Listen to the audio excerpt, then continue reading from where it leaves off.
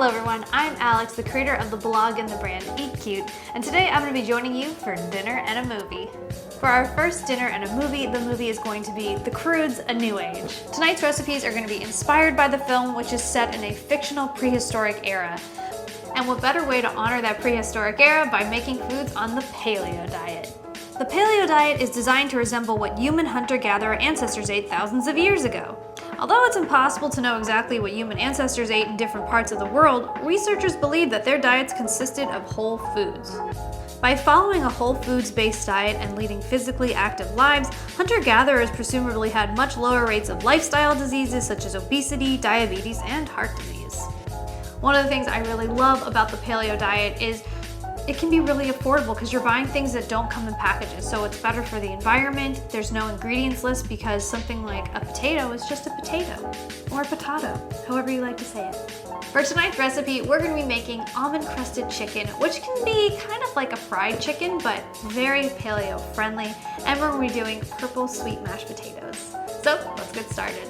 For these recipes, I want you to get creative and use ingredients that you love, that you have, and that taste delicious. So if you don't like almonds, you don't have to do an almond crusted chicken.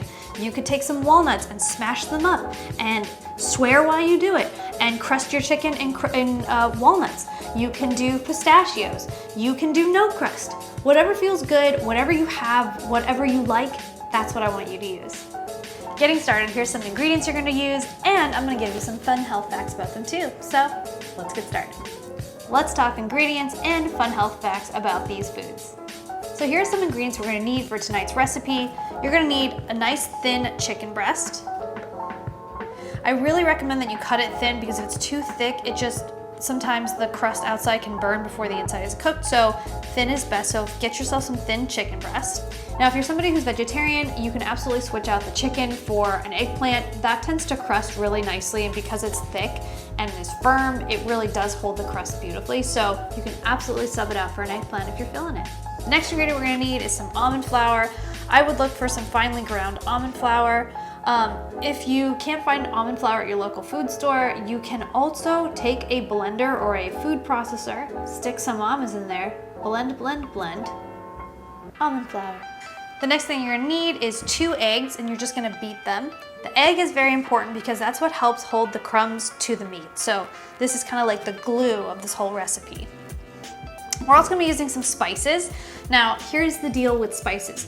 Feel free to get creative and look in your spice drawer and see what you have and get creative, throw it in. If you wanna add cinnamon, like live your best life. Like whatever you're feeling, you can absolutely experiment and put those in. But here's some that I'm gonna put in for tonight's recipe. I'm doing smoked paprika. Smoked paprika is awesome. It's one of my favorite spices to have in my drawer because it gives everything this kind of fantastic barbecue, kind of like, I wanna say mesquite flavoring to it without having sugar. It's just a great spice and it adds a lot of wonderful flavor. I'm also gonna be using some ground garlic. I love garlic. If garlic is not your friend, that is okay. You do not have to use garlic. It tastes great, but some people, can't tolerate it with their heartburn. So no worries there, but I'm gonna be adding some garlic. What I love about garlic is it helps boost your immunity and it has antiviral and antifungal properties. So lots of times if you ever go to a health food store and you see wellness supplements, a lot of time garlic is gonna be in there, and it's just because it's a really great herb in terms of immunity. So tastes good, good for you. The next thing I'm gonna be adding is salt. Now here is the deal with salt. Like we've all kind of grown up with the idea that salt is bad for you, and that can be true. So white bleached salt, they've taken all the great minerals out of there, and that's what makes it contribute to high blood pressure. But something like a pink Himalayan sea salt or a Celtic sea salt, these actually have great sources of minerals in them, and a lot of health people actually put it in their water to put some minerals back into their water. So you can absolutely use salt and it can be good for you, and it'll make your food taste good. And the last thing I'm gonna be using is some black pepper.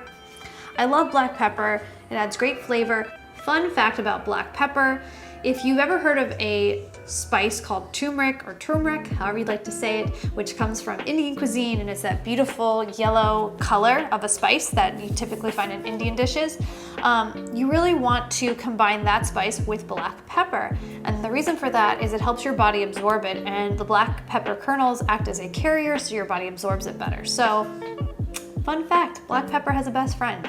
and it's called turmeric. Last thing I want to say about spices is you can really turn your spice cabinet into a medicine drawer. And the reason I say that is because a lot of these spices have been used for thousands of years to heal and nourish people. And I recommend, if possible, to buy your spices organic. I think that makes a big difference because, you know, I really think about these as a form of medicine. And it also can be a really great way to add variety to your food, because I could take this chicken and make a barbecue chicken one night, and then I could take rosemary and do like a rosemary butter or lemon thing a different night, and it's the same meat, but I've totally transformed the way it tastes and the flavor profile of it just by using spices. And that can be a really cheap and affordable way to do that, as opposed to going to the store and buying sauces that have long ingredients lists with lots of additives in there that probably aren't very good for you. Again, I wanted to point out that if you see the ingredients that we're using today, egg, right? It's all single ingredient. So there's nothing else in here but egg. This is just salt. This is just chicken. So that's one of the things that I love about the paleo diet is it's really simple, single-use ingredients. Like there's no real packaging here. And it's better for the environment. It's better for you. Like there's no shelf life keeping any of these things alive for a long period of time. And I think that's one of the problems with the way our diets are now is, you know, if a piece of bread can live on a shelf for a month, what's in that bread that's making it live that long, and what is it doing to our insides? You know, I love the idea that everything is fresh and tailor-made to you, because you can really control the quality of ingredients and make some really delicious, yummy, healthy food. Let's get started. Another thing we're gonna need today is a baking tray, and I'm using some parchment paper. I like working with parchment paper because it just doesn't leave the oil sitting on the pan. It just really makes everything come out crispy and yummy. So if you can, use parchment paper, but if not, get some good coconut oil. You could spray your tray down if you don't have any paper to use, that's fine. You can also use tin foil, so get creative, but in the future, if you can, parchment paper is so much fun to cook with. Another thing I want you to do is go ahead and set your ovens to 400 degrees Fahrenheit and wait for it to warm. Listen and listen good. We never want to put anything in an oven that's not heated. You just don't put things in a cold oven. It just doesn't lead to even cooking. So wait for that little timer to go off, wait for the little beep, and then you can put everything in. Before we get started, I just want to talk very briefly about oils and cooking with them. So some oils that is really common, one is olive oil. Now here's the deal with olive oil. Olive oil, if you notice, should come in a dark glass bottle. And the reason for this is oil is very sensitive to light and to heat, which is why you gotta keep it in a nice dark glass bottle.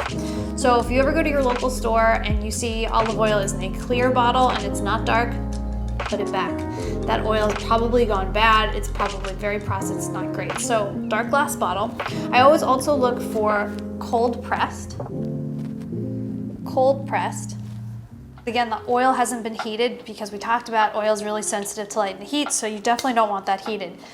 Now, what I love about oil when talking about the paleo diet is olives are really fantastic for inflammation, which, if you don't know, inflammation is the precursor to disease. So we really want to keep away from things that are inflammatory. So having olive oil is like the same as having ibuprofen. It's pretty incredible for you. So that's why I really like to use it for things like salads or things that I'm lightly roasting as opposed to like baking. So for this recipe, I wouldn't necessarily use it to prevent my chicken from sticking. I would most likely use a different oil. This is coconut oil. What I like about coconut oil is it's really great for high heat cooking. So if you're gonna be baking things at high temperatures, coconut oil is your friend. You can also use avocado oil, that's another high heat tolerant oil, or you could do sesame seed oil or grapeseed oil. But coconut's great, I love that. And this one I'm using is a spray, but you can also just get the straight coconut oil in a jar, and those are really fantastic to cook with at high temperatures. So first things first, we're gonna take our almond meal, which has been ground, and we're gonna add our spices to it and mix it in so that way the crust is nice and perfect and like all the spices are evenly distributed. So we're going to take our smoked paprika. I'm gonna be doing about a teaspoon of each spice. You can measure, you cannot measure, whatever feels good to you. I'm gonna do my sea salt. Also gonna be using my black pepper.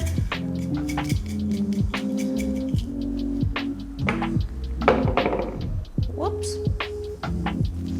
And then I'm going to take a spoon, my little measuring spoon, and I'm just gonna mix everything really well. You really wanna mix it. And like I said, this can absolutely be an opportunity for you to get creative and throw some extra spices in there. So if you want to add onions or shallots, or if you want to do cumin or cinnamon and you want to do like a sweet spicy thing, that's cool. Like, get creative. You know, if you make a mistake and it doesn't come out great, try again next time. Like, you gotta be risky in cooking, okay? You can't play it safe. So now that our little crust is finely mixed, you really gotta mix it because you want all the spices to kind of be evenly distributed throughout the almond meal. Here's where the fun, messy part comes in. So, you wanna make sure before you get started, because I've learned this the hard way, that you wanna have your assembly line going so it just happens beautifully and smoothly. So, you have your batter, you have your tray with your parchment paper on it. You have your egg. Make sure the egg is really nicely whipped and beaten because it's going to be our coating and our glue. And then you have your chicken. So the way I like to do it is, let's get to the chicken, the egg, and the batter. That's the last step. So you're going to take your piece of chicken, and you want to make sure it's thinly sliced. So if it comes really thick, you can always butterfly it and make it thinner because it'll cook better. Trust me, just do it. It makes a big difference. But this will work, this breast will work. So we're gonna dip it in the egg. We're gonna make sure it's fully covered. And now we're gonna take it and we're gonna stick it as carefully as possible into the breadcrumbs. We're gonna take the breadcrumbs and we're just gonna crust everything nice and evenly. Just really press the breadcrumbs onto the chicken, or if you're doing it with an eggplant, that's cool too. Just you want to make sure it's really nicely, evenly coated. Pat, pat, pat, get that in there. Crust, crust, crust. Like so. If you missed any spots, get in there. Just add a little extra. And now we're gonna place it in the oven that we've set to 400 degrees Fahrenheit, and we're gonna bake it for 22 minutes, and then we're gonna set a timer, and once 22 minutes happen, we're gonna pop in and we're gonna flip it on the other side and bake that again for another 22 minutes, and then we get to eat. How fun. So let's get this in the oven.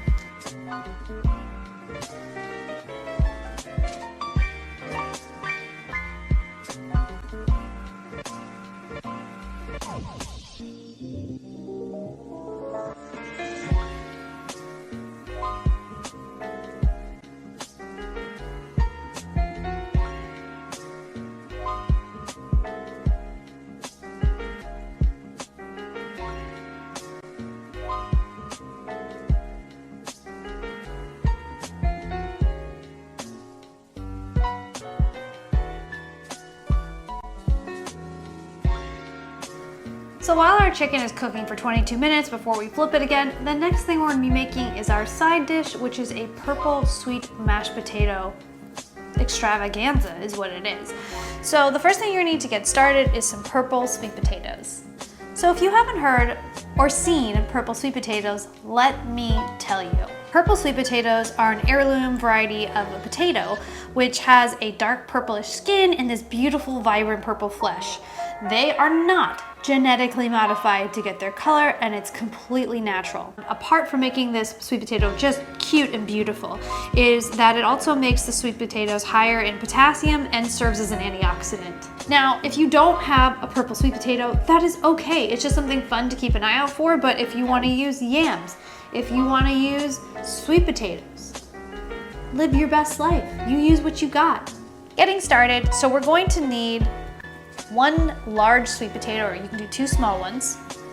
I'm also going to be using pink Himalayan sea salt again. I'm going to be using some garlic powder, or you can use fresh garlic, which is like extra brownie points for you if you can do that. And then we're also going to be using some fresh rosemary, or you can use real rosemary sprigs. That's amazing. And then we're going to be using a little bit of nut milk. I'm using an unsweetened almond milk. This is just going to kind of help get the blender going and make it creamy and frothy.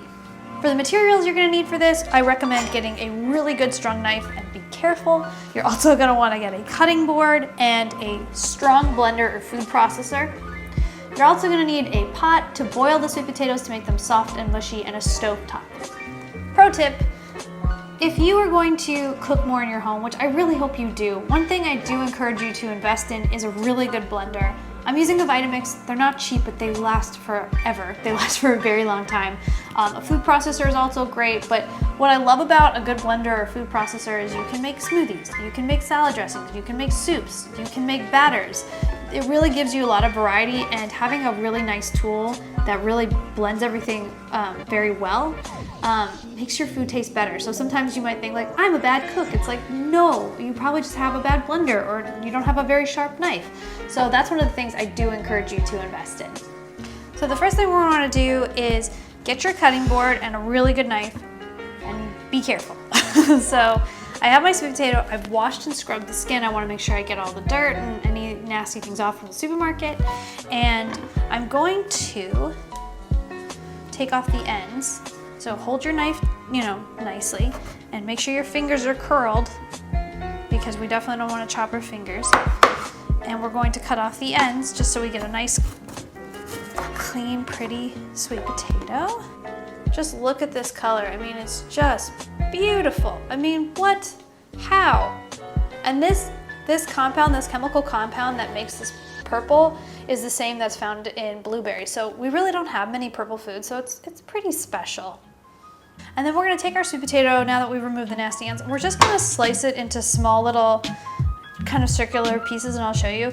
So we can take it then and put it in some hot water and boil it, and make sure it very easily cooks so you don't have to take too long. So we're just gonna slice it into small circles.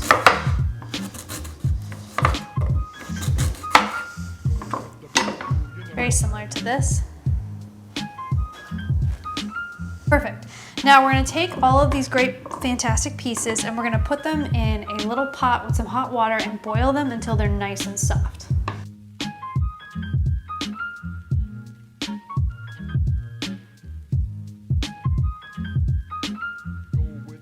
So I boiled my sweet potatoes, and now they're nice and soft, and I left the skin on. You can take it off if you want to, but I like the skin. I think there's a lot of great fiber in the skin, so I left it on. So now we're gonna take our boiled sweet potato, and we're gonna add it to our blender or our food processor. And then we're also going to add our nut milk. I'm using a half a cup, and I'm just gonna kind of add it to help kind of get everything creamy and blend it up nicely. And then we're gonna add our spices. So I'm gonna use my sea salt. I normally do around a half tablespoon of sea salt, and then I do a tablespoon for all my spices, like my garlic. Now, if you have fresh garlic, you can do a whole garlic clove in here. That would be yummy. I'm also gonna be using some rosemary.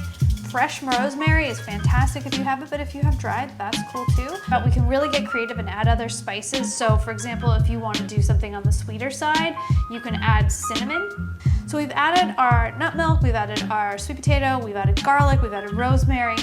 And now is the fun part, we get to blend this bad boy.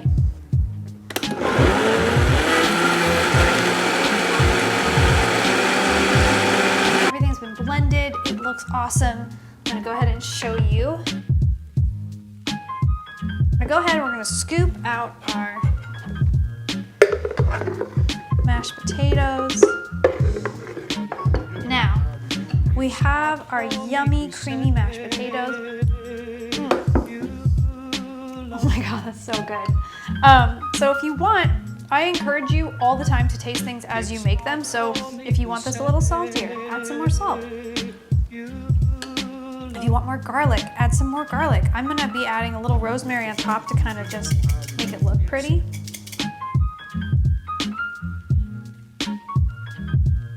The next thing I want you to do is go ahead and flip that chicken. If it's been 22 minutes, go ahead, flip your chicken and bake it till it's nice and crispy on both sides.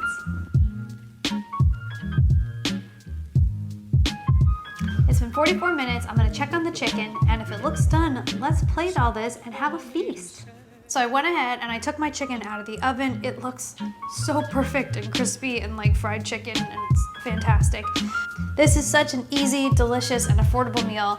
I had so much fun cooking with you. Please check me out on Instagram at EatCute, and I would be happy to answer any questions you guys have about nutrition. I'm here for you. I love this so much. And enjoy the Croods A New Age. See you at the next one.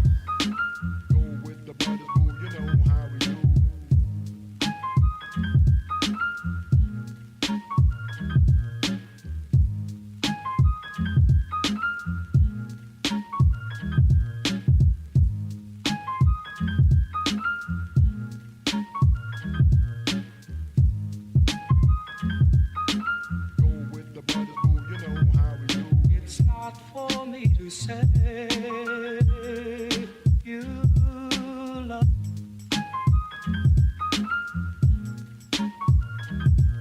It's not for me to say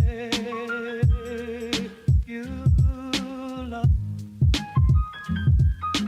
Go with the brothers, boo, you know how we do. It's